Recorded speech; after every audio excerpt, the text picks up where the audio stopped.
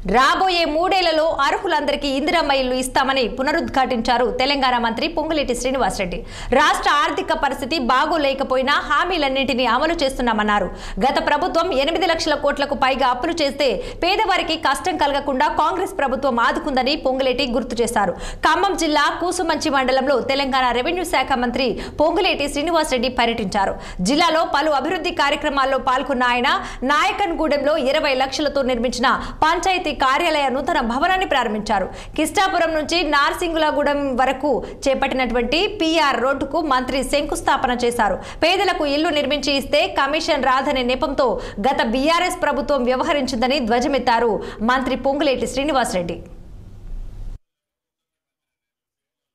రేవంత్ రెడ్డి గారి నాయకత్వంలోని మన ప్రభుత్వం అభివృద్ధి సంక్షేమము రెండు కళ్ళల. రాష్ట్ర ఆర్థిక పరిస్థితి బాగలేకపోయినా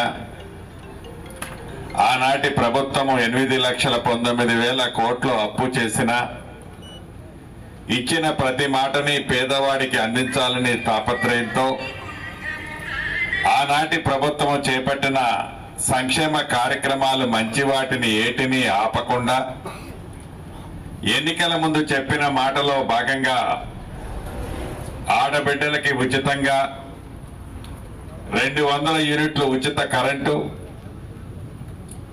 ఆడబిడ్డలకి 500 రూపాయలకే గ్యాస్ మద్దు చాలా మందికి ఇచ్చే కార్యక్రమం, ఆడబిడ్డ ఎంత దూరము ప్రయాణం చేసినా ఉచిత బస్సు సౌకర్యం, మొన్న ఉగాది నుంచి పెద్దోళ్లు తినే సన్న బియ్యం, ఆనాటి ప్రభుత్వం 10 సంవత్సరాలలో రేషన్ కార్డు ఇవ్వకపోతే కొత్త రేషన్ కార్డు ఇస్తూ ఇంట్లో బిడ్డ పుట్టినా ఇంటికి కోడలు వచ్చినా ఆ పేర్లు కూడా చేర్చే కార్యక్రమం,